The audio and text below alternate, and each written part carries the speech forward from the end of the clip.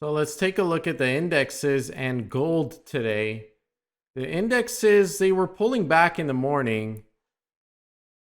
They opened higher. We pulled back in the morning. I'm guessing everybody was just selling their stocks so they could jump on all these meme stocks and all these high flyers today. So many stocks are just flying. But they recovered somewhat by the end of the day. QQQ still holding around this level, the NASDAQ. And it's a hard call from here. It looks like the bulls might be able to pull through and break this resistance area. It's really hovering around here for a long time. So we're really looking for a break above this resistance area or below the support set. I would say yesterday's support. A break of either the high of yesterday or a break of yesterday's support would probably signal the direction in the NASDAQ because we got an inside bar today on QQQ. I would say the same for SPY. I didn't take a look at it yet, but looks like we got an inside bar as well. So a break of yesterday's range should probably signal the direction for SPY. Are we going to be able to break above that all-time high, or is it going to be a double top and we're going to pull back a bit more on SPY? So a really hard call over here. We're getting a bit of a bullish MACD cross on the daily, but again, we still have that potential bearish MACD cross forming on the weekly. The overall trend obviously looks good overall since COVID. It's been very powerful, steady higher lows and higher highs on the weekly. We've been hovering around this area for a while, so we're looking for a break, either a bullish or a bearish break above the all-time high or below yesterday's low on the inside bar. That's what we're looking for on SPY to signal the short-term direction. Take a look at gold over here, XAU. Gold is still holding up strong. Higher lows and higher highs on the daily, steady.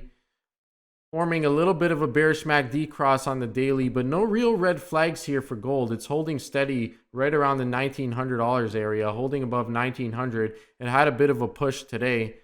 Weekly chart looks healthy, steady higher lows week after week. Monthly chart, bulls want to see that breakout above the previous month's resistance areas. Overall, gold's looking healthy. It's consolidating around this area for the past week or so. And then we're looking for a break to new highs to test this high up here around 1959, or a break lower to consolidate to approximately around $1,880 or so. If we get a pullback, that's the area I'd be looking at. But right now, it still looks healthy. It's still on an uptrend. The dollar is showing weakness. US dollar is still showing weakness. So still hovering around this area against the Canadian dollar, but overall not showing a lot of strength. This is a bit of a falling wedge, but it hasn't broken bullish yet. So it could be just hovering around the psychological $1.20 area, Canadian. And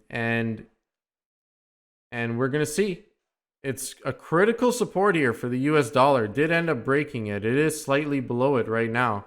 But we're holding this second level over here. So US dollar bulls want to hold this area. Now, the further the US dollar declines, the higher gold tends to go. It tends to help out the stocks and other assets as well, Bitcoin, crypto.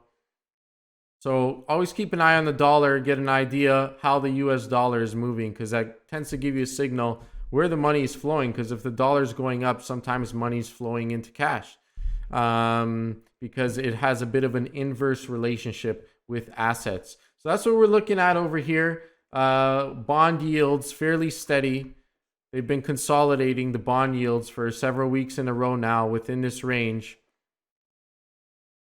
Bit of a hard call over here. Bulls are trying to get that higher low. They got the higher low. They want to break it to higher highs on the bonds. The higher this goes, the lower the interest rates go. As you can see, this pulled back over the last several months, and that's why interest rate on the treasuries have increased.